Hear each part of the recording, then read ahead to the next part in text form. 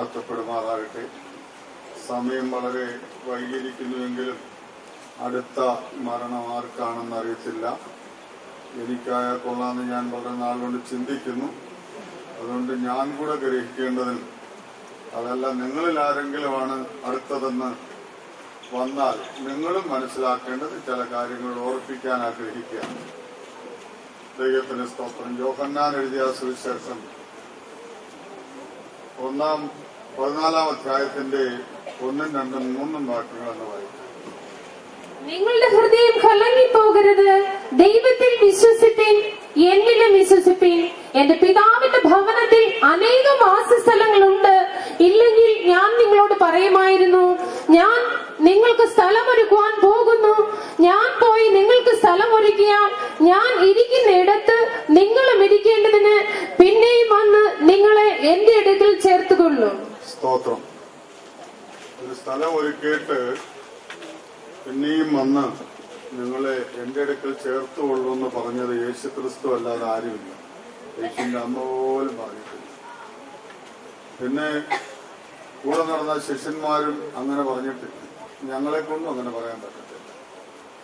എന്നാൽ ആർക്കും പറയാൻ കഴിയാത്തതും മറ്റാരും പറയാൻ പാടില്ലാത്തതുമായൊരു കാര്യം യേശു പറഞ്ഞു. ഞാൻ പോയി ഒരു സ്ഥലം ഒരുക്കിയാൽ നിങ്ങളെ വീണ്ടും വന്ന് എന്റെ അടുക്കൽ ഞാൻ ചേർത്തുകൊള്ളും. എന്നാൽ അവിടെ ചേർക്കപ്പെടണമെങ്കിൽ ഇവിടെ പറഞ്ഞിരിക്കുന്ന ചില വിഷയങ്ങൾ നാം മനസ്സിലാക്കേണ്ടിയിരിക്കുന്നു. എല്ലാവരും മനസ്സിലാക്കുന്നത് നല്ലതാണ്. ഒരുപക്ഷെ മനസ്സിൽ ഏതെങ്കിലുമൊക്കെ കാര്യങ്ങൾ കാണും. എന്നാൽ മനസ്സിലാക്കേണ്ടിയിരിക്കുന്നു. കർത്താവ് പറഞ്ഞു, നിങ്ങളുടെ ഹൃദയം കലങ്ങിപ്പോകരുത്. മനുഷ്യരുടെ ഹൃദയം കലങ്ങത്തക്കതാണ്, കലക്കമുണ്ടാകും. ഇപ്പോഴീ വീട്ടിലെ പ്രിയപ്പെട്ട അമ്മയ്ക്കും സഹോദരങ്ങൾക്കും ബന്ധുക്കൾക്കും ഒക്കെ അല്പസ്വല്പം കലക്കങ്ങളുണ്ട്. ദൈവത്തിന്റെ സ്തോത്രം. കാരണങ്ങൾ അതിന് പലതാണ്. ഏതാണ്ട് 30-32 വർഷങ്ങൾക്ക് മുമ്പ് പേഴുങ്കുന്നി കുഞ്ഞുപ്പിച്ചാൻ എനിക്ക് പരിചയം. കുഞ്ഞുപ്പിച്ചാനെ മാത്രമല്ല, പേഴുങ്കുന്നിലെ മുമ്പേ പറഞ്ഞ അമ്മച്ചി മുതൽ കുഞ്ഞുച്ചാൻ മുതൽ ഇങ്ങനെയുള്ള എല്ലാവരെയും എനിക്ക് നല്ല പരിചയം. അന്നത്തെ വീടുകളും എനിക്കറിയാം, അന്നത്തെ ജീവിത തോതും എനിക്കറിയാം. എല്ലാം പറയേണ്ട ആവശ്യമില്ല. കാലാകാലങ്ങളിൽ ദൈവം നന്മകൾ ഭൂമിയിൽ നൽകുന്നു. ദൈവത്തെ അന്വേഷിക്കുന്നവർക്ക് ഒരു നന്മയും മുടക്കാത്തവനാണ് നമ്മുടെ കർത്താവായ യേശുക്രിസ്തു. ദൈവത്തിന്റെ സ്തോത്രം. ഇവിടെ പറഞ്ഞിരിക്കുന്നത് ഹൃദയം കലങ്ങിപ്പോകാതിരിക്കാൻ ഉണ്ടാകേണ്ട കാര്യം എന്താണ്? ദൈവത്തിൽ വിശ്വസിക്കണം. ദൈവവിശ്വാസികളാണ് ഭാരതത്തിൽ ഏറ്റവും കൂടുതലുള്ളത്. നിരീശ്വരവാദികളും ഉണ്ട്. എങ്കിലും അവരുടെ ആപത്ത് ദുർഘട സമയങ്ങൾ എന്റെ ദൈവമേ എന്നൊരു ഉള്ളിൽ ചിന്ത വരാറുണ്ട്. അതിനൊരാളായിരുന്നു ഞാൻ. ഹിന്ദു കുടുംബത്തിൽ ജനിച്ചു. ഹൈന്ദവ ആചാരങ്ങൾ ആവോളം പ്രചരിപ്പിക്കുകയും അത് നടപ്പാക്കാൻ ശ്രമിക്കുകയും ചെയ്തായ ഒരു മനുഷ്യൻ. 68 അതിലെ വിശ്വാസം വിട്ടു നിരീശ്വരവാദിയായി മാറി. നിരീശ്വരവാദത്തിൽ തൃപ്തി വരാഞ്ഞ് കമ്മ്യൂണിസ്റ്റ് മാർക്സിസത്തിലേക്ക് പോയി. മാർക്സിസത്തിന്റെ അന്നത്തെ പ്രവർത്തനത്തെ ചോദ്യം ചെയ്തുകൊണ്ട് നക്സലൈറ്റ് പ്രവർത്തകനായി മാറി. ഈ ദേശത്തൊക്കെ അങ്ങനെ ആ പ്രവർത്തനത്തിന്റെ പിന്നിൽ കൂടെ കടന്നുവരികയൊക്കെ ചെയ്തിട്ടുണ്ട്. ദൈവത്തിന് സ്തോത്രം. അങ്ങനെ പോകുമ്പോൾ ഒരു ദൈവദാസനെ കണ്ടു. നാട് നന്നാക്കാൻ വന്ന ആളാണ്, പ്രാർത്ഥിക്കുന്ന ആളാണ്. എന്നാൽ അയാളെ ഒന്ന് കൈകാര്യം ചെയ്യണമെന്ന് വിചാരിച്ചുകൊണ്ട് ആ യോഗത്തിന് പോയി. രാത്രി 8 മണി കഴിഞ്ഞപ്പോൾ എന്നെ തേടി നടന്ന യേശുവിനെ എനിക്കും എന്റെ യേശുവിനെ എന്നെയും കാണുവാൻ സാധിച്ചു. അങ്ങനെ 1973 ആഗസ്റ്റ് മാസം ഏതാണ്ട് 3-ാം തീയതി രാത്രി 2 മണിക്ക് 2 മണി കഴിഞ്ഞപ്പോൾ യേശുവിനെ കാണുവാൻ തുടങ്ങി. പിന്നെ ഇതുവരെ അദ്ദേഹത്തെ കണ്ണു പറഞ്ഞു പോയിട്ടില്ല. ദൈവത്തിൽ വിശ്വസിക്കണം. ഏതെങ്കിലും കുറിക്കപ്പെട്ട ദിവസങ്ങളോ കുറിക്കപ്പെട്ട നാളുകളോ മാത്രം ദൈവത്തെ വിശ്വസിച്ചാൽ പോരാ. എല്ലായ്പ്പോഴും ദൈവം ഉണ്ട് എന്ന് വിശ്വസിക്കാം. ദൈവം ഉണ്ടെന്ന് വിശ്വസിച്ചാൽ മാത്രം പോരാ. ദൈവത്തെ അന്വേഷിക്കുന്നവർക്ക് അവൻ നന്മ നൽകുന്നു. ദൈവത്തെ അന്വേഷിക്കുന്നവർക്ക് അവൻ വല്ലതും കൊടുക്കും. ദൈവഭക്തനായിരുന്ന അവന്റെ ഇഷ്ടം ചെയ്യുന്ന പ്രാർത്ഥന കേൾക്കുന്ന ദൈവമാണെന്ന് തിരുവഴുത്തിൽ കൂടെ നമുക്ക് മനസ്സിലാക്കുവാൻ സാധിക്കും. എണ്ണപ്പെട്ട ദിവസങ്ങളോ കുറിക്കപ്പെട്ട ദിവസങ്ങളോ ദൈവത്തിൽ വിശ്വസിച്ചാൽ മാത്രം പോരാ. മരണപര്യന്തം വിശ്വസ്തനായിരിക്കാൻ ഒരു വിശ്വാസമുള്ള ഹൃദയം നമുക്കുണ്ടാകണം. ഈ കുഞ്ഞുപ്പിച്ചാനെ ഞാൻ കാണുമ്പോഴേ അന്നത്തെ അവസ്ഥയൊന്നും പറയാതിരിക്കുന്നത് നല്ലത്. ദൈവത്തിന്റെ സ്തോത്രം. പലപ്പോഴും ഗുണദോഷിച്ച് നോക്കി, പലപ്പോഴും പറഞ്ഞു നോക്കി, ഒന്നും കേൾക്കത്തില്ല. അന്നത്തെ ആ കൊച്ചു വീട്ടില് ഒരു ദിവസം ഞാൻ സന്ധ്യക്കാണെന്ന് തോന്നുന്നു, ഞാൻ വന്ന് കയറിയപ്പോൾ ഒരു കൈ നിറച്ച് വെറ്റമാനും വീടിയും തീപ്പെട്ടിയും ഒരു വെറ്റമാൻ പെട്ടവും ഒക്കെ ഉണ്ട്. ഇതുമായിട്ട് ആശാൻ ഇങ്ങനെ തിണ്ണയിലിരിക്കുക. ഞാൻ കയറി വന്നെല്ലാം കൂടി എടുത്ത് അന്യഭാഷ പറഞ്ഞ് താഴെ പുരത്തിൽ ഒറ്റ കിട്ടു. ദൈവത്തിന്റെ സ്വാതന്ത്ര്യം. ഇന്ന് മുതൽ കർത്താവിനായി ജീവിച്ചാൽ കർത്താവ് ഇതുപോലെ കുഞ്ഞപ്പിച്ചാൻ നരേന്ദ്രോട്ട് എറിയുന്നു. ഇനി മേലിൽ ഞാനിത് ഉപയോഗിക്കത്തില്ല എന്ന് പറഞ്ഞ് തീരുമാനിച്ചു. അടുത്ത ആഴ്ച മുതൽ പ്രാർത്ഥനിക്കുന്നു. ദൈവത്തെങ്കിലൊരു വിശ്വാസം അതിനു മുമ്പ് ഉണ്ടായിരുന്നു. എന്നാൽ എന്തുകൊണ്ട് ഒരിടവേളയിൽ താൻ പുറകോട്ട് മാറി എന്ന് ഞാനൊക്കെ ചോദിച്ചപ്പോൾ അന്ന് ഈ ദേശത്തെങ്കിലും ബന്ധുക്കോസുകാരല്ല, അമ്മയും അപ്പാപ്പൻ കുഞ്ഞപ്പിച്ചാൻ അല്ല കുഞ്ഞുച്ചാനും ഒക്കെ ഉള്ളു. ഇറങ്ങി പോയാലേ അന്നത്തെ പുത്തൂരല്ലേ, അന്നത്തെ ചെറുപോയി അല്ലേ, നേരെ പോയി പോയിട്ട് വരാൻ സമ്മതിക്കത്തില്ല. ആക്ഷേപവും തെറിവിളിയും ഉണ്ടും തള്ളും ഒക്കെ ഉണ്ടായ സമയത്താണ് കുഞ്ഞപ്പിച്ചാൻ അല്പകാലത്തേക്കൊന്ന് പുറകോട്ട് മാറി വെറ്റയൊക്കെ തിന്ന് ചോപ്പിച്ചൊരു കൊച്ചു പിച്ചാത്തിയായിട്ട് ആ കുരിശന്റെ അന്നും അവിടെ പോയൊക്കെ ഇരിക്കും.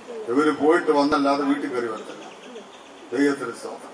അവർക്കൊരു ബോഡി ഗാർഡായിട്ട് അന്നത്തെ സാഹചര്യത്തിൽ അങ്ങനെ ജീവിച്ച മനുഷ്യനാണ്. അതെല്ലാം കളഞ്ഞിട്ട് യേശുവിന്റെ പിന്നാലെ വന്നു. അന്ന് മുതൽ ഇപ്പൊ 78 വയസ്സുണ്ടെങ്കിൽ എനിക്ക് 65 കയറുന്നുള്ളൂ. എന്നെ അപ്പച്ചാന്ന് വിളിക്കും. നോക്കണേ ഇതിനകത്തുള്ള പരിപാടി. അതാണ് ഇതിനകത്തുള്ള ഒരു വിശേഷത. തന്റെ അപ്പച്ചനെ പോലെ ഞാൻ ആയിരുന്നത് കൊണ്ട് തന്നെ അങ്ങനെ വിളിച്ചത്. അത് അവര് മാത്രമല്ല, ഇവിടുത്തെ അമ്മയും പിള്ളേരെല്ലാം ആണെങ്കിൽ അങ്ങനെ വിളിക്കും. ചിലപ്പോ അങ്ങ് സ്നേഹം കൊടുക്കും, ചായാന്ന് വിളിക്കും.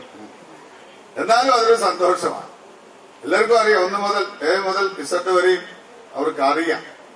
ദൈവത്തിന്റെ സ്തോത്രം. ദൈവത്തെങ്കിലെ വിശ്വാസമാണ് അവർ ഈ തരത്തിലെത്തിച്ചത്. കഴിഞ്ഞ ആഴ്ചയിലാണ് ഞാൻ അറിഞ്ഞത്, ഡൽഹിയിൽ നിന്ന് റോസമ്മയും തങ്കച്ചോണ്ട വിളിച്ചു പറഞ്ഞു അപ്പച്ചന് കൂടുതലാണ്. അന്നേരം ഞാൻ സത്യത്തെ അറിഞ്ഞു, കുഞ്ഞപ്പിച്ചാൻ കൂടുതലാണ്. എന്നാ കണ്ടിട്ട് വരാമെന്നും പറഞ്ഞുകൊണ്ട് അലച്ചച്ചാനെ വിളിച്ച് ഞാനിവിടെ വന്ന് കണ്ടപ്പോഴേ അന്നേരം തീരുമെന്നും പറഞ്ഞ റോസമ്മയൊക്കെ വന്നത്. പക്ഷെ അന്നേരം കുഞ്ഞപ്പിച്ചാന് സുഖമായി. ചാടി എഴുന്നേൽക്കുക, പ്രാർത്ഥിച്ചു, സംസാരിച്ചു, പഴയ കാര്യങ്ങൾ പലത് പറഞ്ഞ് കരഞ്ഞു, വീടിനെ കുറിച്ച് ഒത്തിരി പറഞ്ഞു. കാര്യം അത് ശരിയാണ്. അന്നത്തെ നിലയിൽ കുഞ്ഞപ്പിച്ചാൻ ഇങ്ങനൊരു വീട് ഉണ്ടാകുമെന്ന് ചിന്ത പോലില്ല. ഉള്ള അവസ്ഥയിൽ അലംഭാവത്തോടെ മറ്റാർക്ക് ബുദ്ധിമുട്ട് കൂടാതെ ജീവിച്ചു. ദൈവത്തെങ്കിൽ വിശ്വാസം ഉറച്ചു. അതിൽ ദൈവം ധൈര്യപ്പെട്ടപ്പോൾ ദൈവം തനിക്ക് ആവശ്യമുള്ളതെല്ലാം നൽകി. പിള്ളേരെ വിവാഹം എല്ലാം അതുപോലാണ്. അതിശയമാണ്. കുഞ്ഞപ്പിച്ചാന്റെ മക്കൾക്ക് ഇങ്ങനെ കല്യാണം നടക്കുന്നത് എങ്ങനെയാന്ന് ചോദിച്ചവര് എന്നോട് ചോദിച്ചവരുണ്ട്. ദൈവത്തിന്റെ ശ്രദ്ധ. ഞാൻ പറഞ്ഞാൽ ദൈവത്തെ വിശ്വസിക്കുമ്പോൾ അതൊക്കെ നടത്തുന്ന കാര്യങ്ങളാണ്.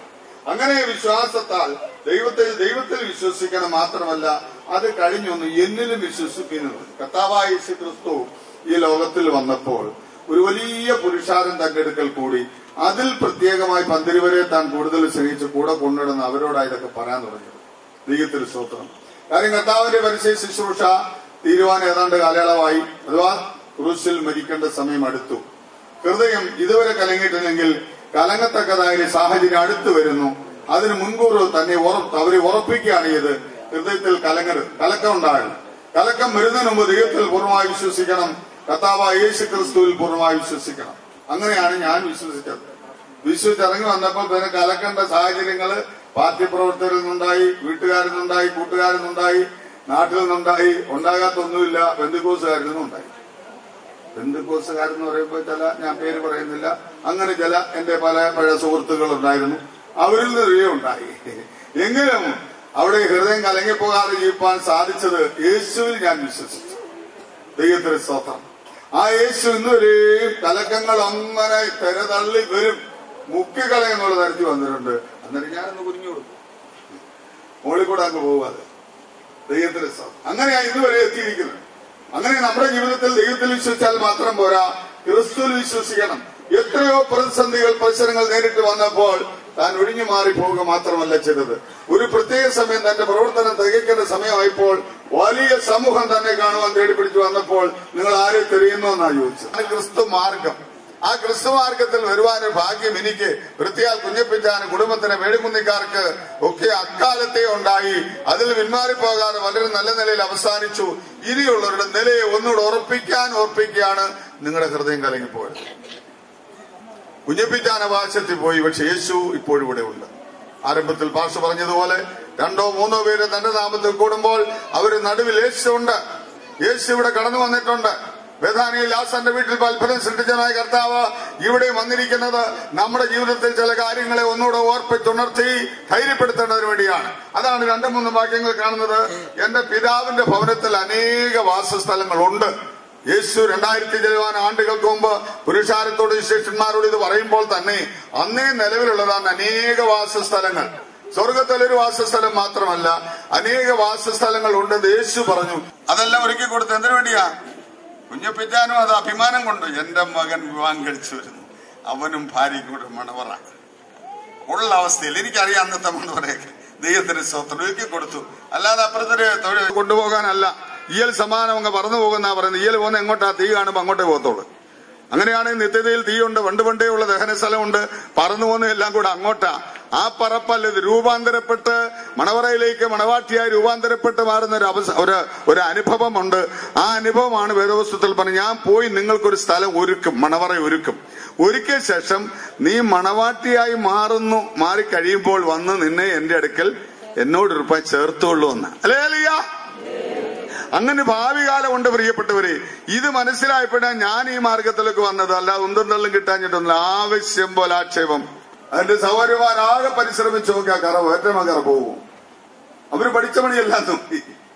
ഞാൻ സ്വോത്രം പറഞ്ഞിട്ട് പോരുന്നു. ഉണ്ടായിട്ടുള്ള ഉപദ്രവങ്ങളെ കുറഞ്ഞൊന്നുമല്ല. പക്ഷേ വീട്ടിൽ കഞ്ഞി തരാതിരുന്ന അമ്മയും സഹോദരിമാരും 4 സഹോദരിമാരുണ്ട്. അല്ല ഇവിടെ വന്നിട്ടുണ്ടോന്ന് അറിഞ്ഞില്ല. സ്വോത്രം 4 എണ്ണം ഉണ്ട്. 4 എണ്ണം എന്നോട് മിണ്ടത്തില്ലായിരുന്നു. സമയം പോവല്ലോ. എന്നാൽ അവരൊന്ന് വിശ്വാസികളാണ്. അവരെവിടെങ്കിലും പോയില്ല. അവരെല്ലാം ഈ TPMൽ തന്നെ വന്ന ശേഷം ഞാൻ അറിഞ്ഞത് എല്ലാം ഇതിനകത്ത് വന്നല്ലോ എന്ന്. വന്നതിന് സ്തോത്രം. ഇനി ഒരുത്തി സ്നാനപ്പെടാനുണ്ട്. അവരും വരുന്നതിനായി സ്തോത്രം. അച്ഛൻ മരിക്കുന്നതിന് പോയാലും കർത്താവേ യേശുവേ സോമന്റെ ദൈവമേ എന്നെ രക്ഷിക്കണമെന്ന് പറഞ്ഞിട്ട് കുമാരനാശാൻ മരിച്ചത്.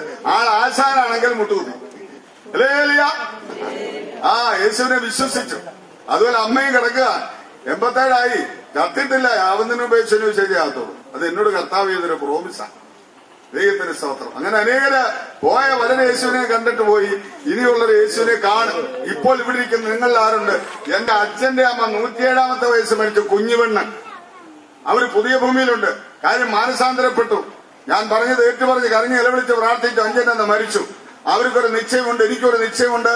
അവർ പുതിയ സ്വർഗത്തിലോ പുതിയ ഭൂമിയിലുണ്ടെന്ന്. ഇവിടേക്ക് നിങ്ങളുടെ മനസ്സാക്ഷ്യം ചോദിച്ചു നോക്ക്. നിങ്ങൾ എവിടെ ആയിരിക്കും ചത്താൽ? നിങ്ങളുടെ ആത്മാവ് നിങ്ങളുടെ പ്രാണനെ വിട്ടാൽ പിന്നെ എവിടെ ആയിരിക്കും? ഇന്ന് ഉറപ്പ് പ്രാപിച്ചോണം. അനേകം വാസസ്ഥലങ്ങൾ ഉള്ളതിൽ നമുക്കുള്ളത് കൃപായുഗത്തിലെ ഭക്തന്മാർക്കുള്ള അവകാശമാണ് പുതിയ യെരൂശലേം മണവാട്ടിക്ക്. മണവാട്ടിയായി മണ്ണാങ്കൽ ഒന്നിൽ മാനസാന്തരപ്പെടണം. ഒരു കുഞ്ഞു ജനിച്ചാൽ ഉടനെ മണവാട്ടിയാകത്തില്ല. നാളുകൾ അതിനെ കണ്ണും കരുത്തമായി സൂക്ഷിക്കുക. അപ്പനും അമ്മയും വേണ്ടവിധത്തിൽ സൂക്ഷിച്ച് അതിനേറ്റതായ എല്ലാ സഹായങ്ങളും ചെയ്ത് അതിനേറ്റ പ്രായപൂർത്തിയായി കഴിഞ്ഞു എന്ന് ബോധ്യപ്പെട്ടാൽ മാനസികമായി ശാരീരികമായി ഒരു ഒരുക്കം തയ്യാറായെന്ന് കണ്ടാൽ മാത്രമേ അതിന് വിവാഹം ആലോചിക്കൂ. ഇന്ന് ഒളിച്ചോടുപ്പെടുന്ന കാര്യം തട്ടിക്കൊന്നു പോകുന്ന കാര്യമല്ല ഞാൻ പറയുന്നത്. അത് പഴയ കാലത്തെ കുടുംബചരിത്രങ്ങളിൽ അങ്ങനെ ബോധ്യപ്പെട്ട് കഴിഞ്ഞാൽ അത് കാരണമില്ല. അമ്മാവിമാര് പഴയ കാലത്ത് കുറെ അമ്മാവിമാർ ചില വീടുകളുണ്ട്.